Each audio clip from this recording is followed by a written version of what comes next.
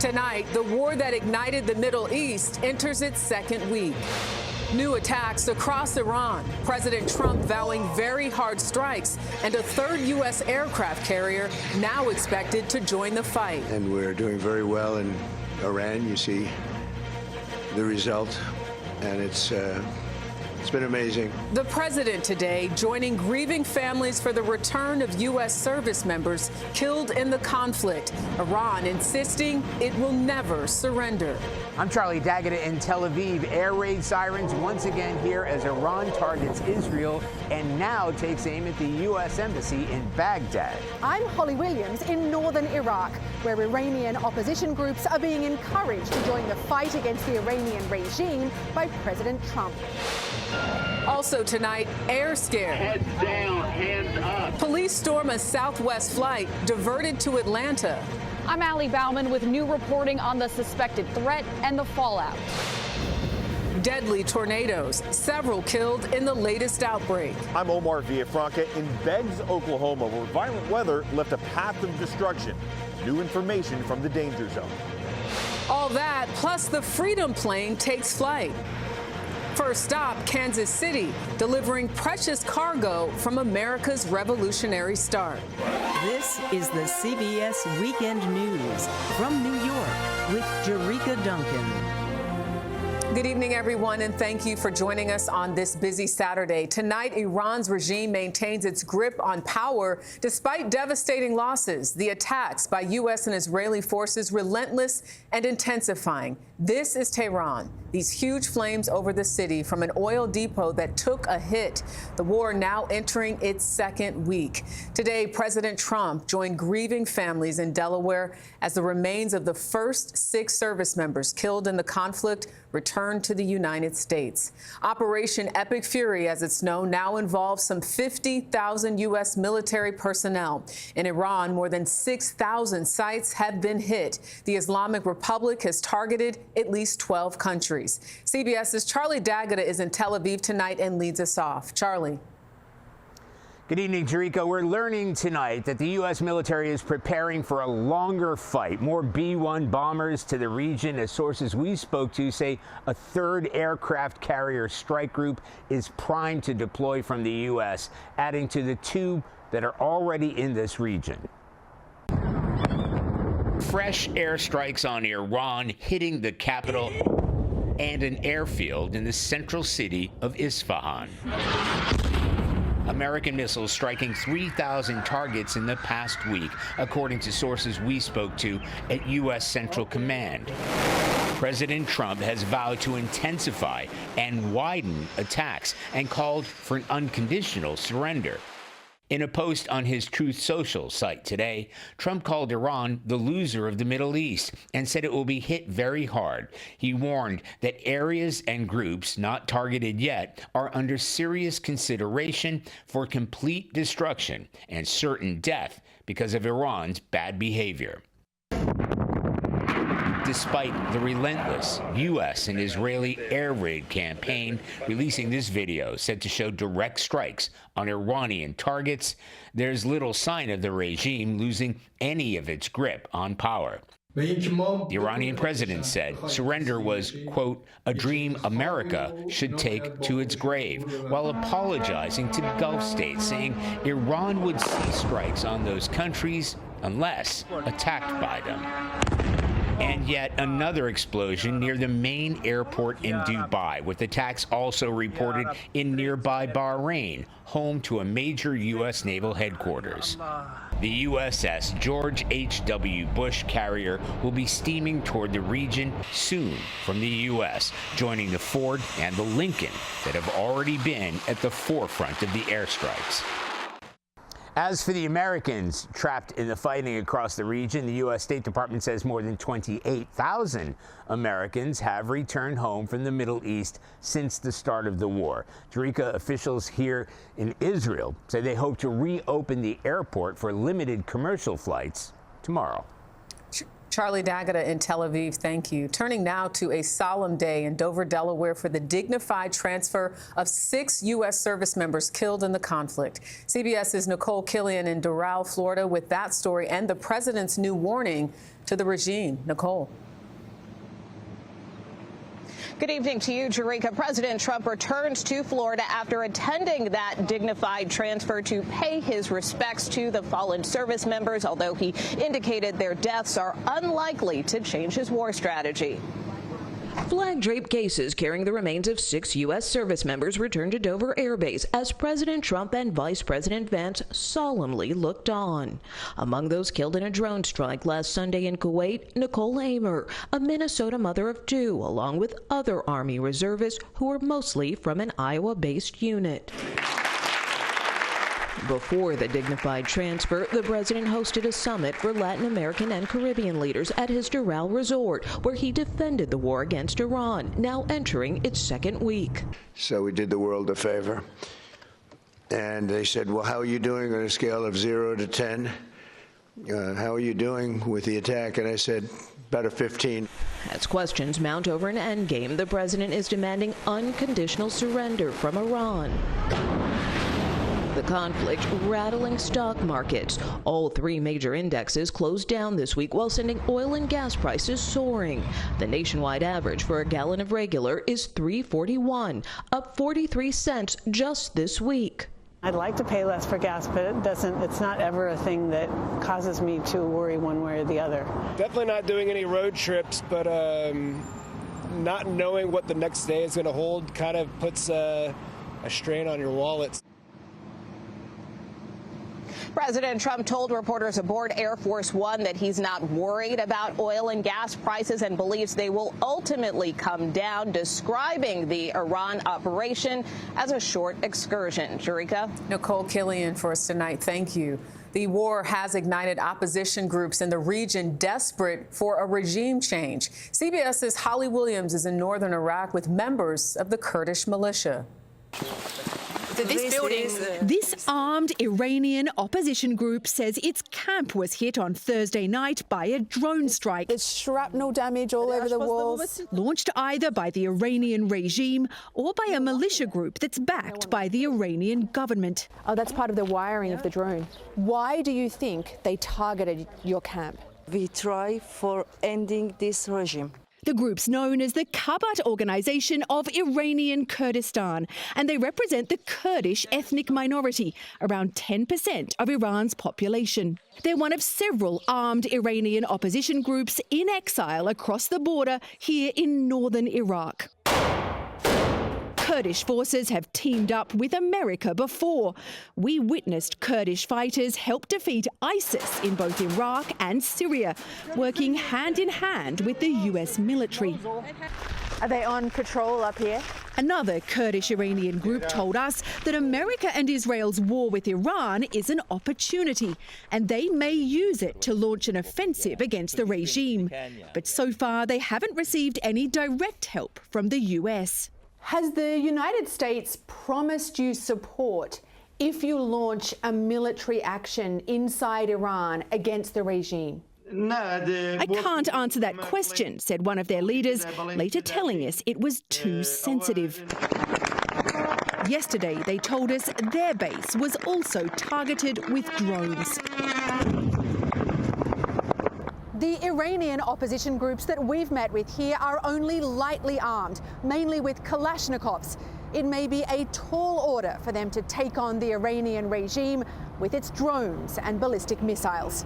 Jerika. Holly Williams in Iraq, thank you. Tonight, Middle East tensions have prompted tightened security in this country. And last night, a scare in the air, forcing a Southwest flight to divert to Atlanta. CBS's Allie Bauman reports on what exactly happened. Allie. Jerika, less than an hour after takeoff from Nashville, passengers tell me flight attendants started running up and down the aisles, and then the captain announced they had to make an emergency landing. Hands down, hands up. Passengers braced themselves aboard a Southwest flight Friday night, soon after being diverted to Atlanta. Julie and Sarah Porter say they didn't know what was going on. Really, the first time we knew that there was someone dangerous on the plane was when the SWAT team came on at gunpoint. The captain told air traffic control a man was acting suspiciously. The captain had a timer going off every 10 minutes, foreign languages, worried about his bag. Oh my God. Video shows armed officers boarding the plane and forcibly removing a passenger. Former National Transportation Safety Board Chair Robert Sumwalt. If some flight attendant called up and said there was someone acting suspicious, in these days, I would want to get the airplane on the ground as quickly as I can. The FBI said in a statement, the FBI and Atlanta Police Department have investigated and interviewed the person. There was no credible threat and no charges will be filed. With everything going on in the world right now, I feel like you can't be too careful in this situation. And a spokesman for Southwest said passengers were rebooked to their original destinations. And Jerica, the airline, reached out to each of them to apologize. Glad to hear everyone is safe. Allie Bauman, thank you. Well, tonight, a massive cleanup effort is underway following a series of deadly storms that ripped through the South and Midwest, killing at least 6 people. CBS's Omar Villafranca is in hard-hit Beggs, Oklahoma, about 30 miles south of Tulsa. Let me show you how strong the storms were last night in Oklahoma. The winds actually picked up this blue crate and rolled it more than 100 feet from one side of the highway over to the other. Now, the storms in Oklahoma were deadly, but there were also deadly storms in Michigan. Powerful storms ripped through southern Michigan Friday. This tornado was on the ground for nearly an hour, leaving a path of destruction, splitting the city of Three Rivers in two. Oh, Menard's roof just blew off. The storm traveled more than 50 miles. Oh my God! Killing at least 4 people and injuring a dozen more. First responders spent the night using K-9 units and drones, searching for survivors. We still have a search and rescue operation going on, so we need to make sure that the roads are clear for first responders. To the south, the same storm system spawned deadly supercells that raked across Oklahoma for a second night. This thing's going to be wrapped up in rain. Friday night, storms hit northeast Oklahoma, leaving 2 people dead near the city of Beggs. Powerful winds ripped the roof off the school and damaged a few homes. On Thursday night, an EF2 tornado hit the northwestern part of the state with wind speeds at least 111 miles per hour, killing a mother and her teenage daughter driving in their van. Utility crews like the one behind me over there have been working nonstop for the past 2 days to restore power, and they're making good progress. Jerica, at last check, less than 1,000 customers were without power. Praying for all those involved. Omar, thank you. More storms are on the way tonight, along with what could be record-breaking heat for millions. CBS meteorologist Andrew Kozak is tracking it all for us tonight. Yeah, Jerica, good evening. It's been a very busy 24 to 36 hours as we get right into spring mode. Severe thunderstorms yesterday across the same system, delivering 109 severe weather reports, including 20 tornado reports. We saw the incredible video. Now, as we head into tonight, we've got more thunderstorms coming our way. In fact, new tonight, we have several severe thunderstorms and even tornado watches extending as far north as western Pennsylvania. This whole thing does start to lose steam. Tomorrow, maybe a couple of thunderstorms across North Carolina, and then this thing is out of the way, replaced by much warmer air. In fact, a big warm up for the eastern half of the country. We're talking 60s, 70s. Some of you across the I-95 corridor could be in the 80s before the week is done. Warm and dry to the west. And don't forget, by the way, tonight before you go to bed, spring forward, daylight saving time begins at 2 a.m. Sunday. Jerica? Great reminder. Thank you. Straight ahead, our reporting from inside China as delegates gather for one of the country's most important political events. And later on the CBS Weekend News, this story. I'm Natalie Brand at the National Archives in Washington with a look at pieces of American history making a rare trip nationwide to celebrate 250 years of independence.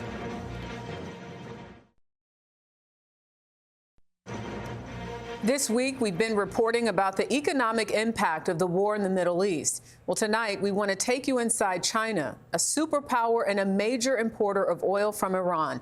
CBS's Anna Koren is in Beijing. Under bleak winter skies, thousands of delegates arrived in Beijing for one of the country's most important political events. But hanging over this year's National People's Congress, the war in the Middle East, 3,500 miles away. Excuse me, sir. Hello. Except nobody here wants to talk about it. Are you concerned about the war in Iran and how it will affect China? Do you think that this is part of President Trump's plan to contain China? Are you concerned about China's energy supply with the war in Iran? The US and Israel-led war on Iran has exposed China's Achilles heel, its reliance on oil and natural gas from the Persian Gulf. China is the largest importer of energy in the world and buys nearly all of Iran's sanctioned oil.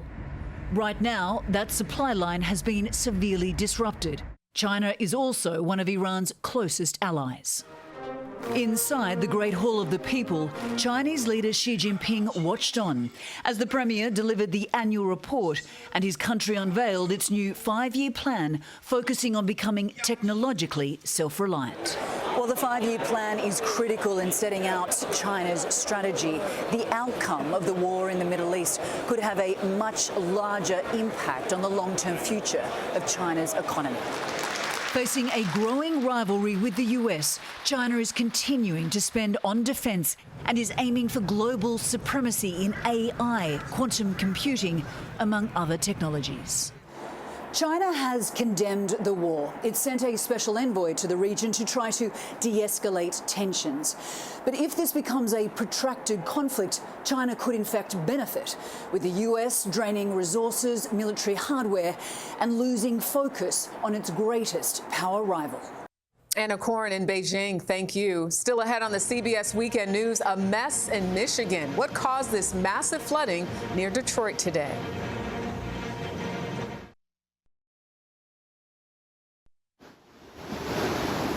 Take a look at this. Gushing, rushing water. It happened today just outside Detroit when a 48-inch water main broke.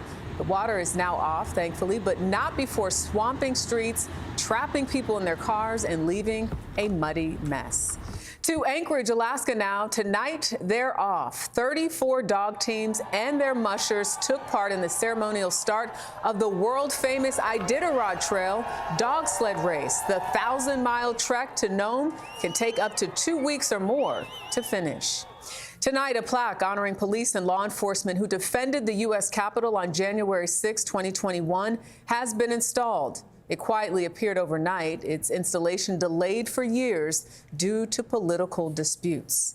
Next on the CBS Weekend News, a rare opportunity to see something most Americans never get to see as the country marks a milestone. But first, a look back at this day in history. We're marching today from Selma to Montgomery. We're marching to our state capital to dramatize to our nation and to the world our determination to win first-class citizenship. For the first time ever, women are permanently assigned to serve on a warship. Today, NASA scientists released the best ever, though still fuzzy photos of Pluto from the Hubble telescope.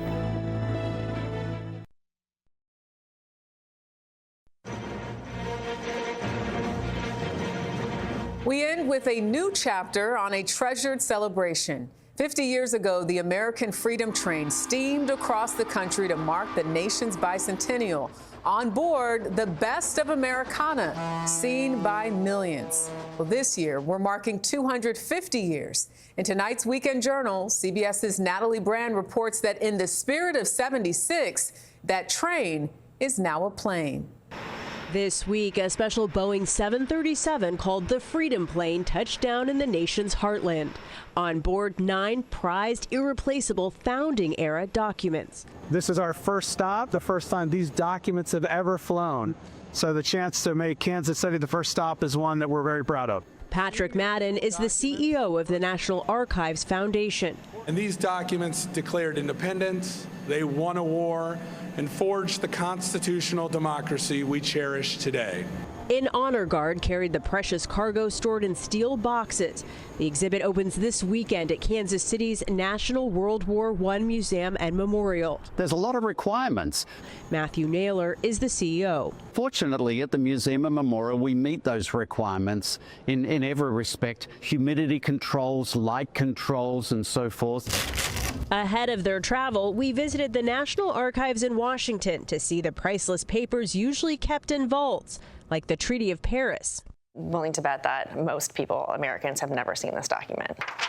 Curator Jesse Krotz says they also include a rare draft copy of the Constitution with handwritten notes and oaths of allegiance signed by some of the nation's founding fathers. George Washington held this piece of paper. Benjamin Franklin, he touched this piece of paper, and now you get to see it. From March through August, they'll fly to museums in 8 cities in honor of America 250.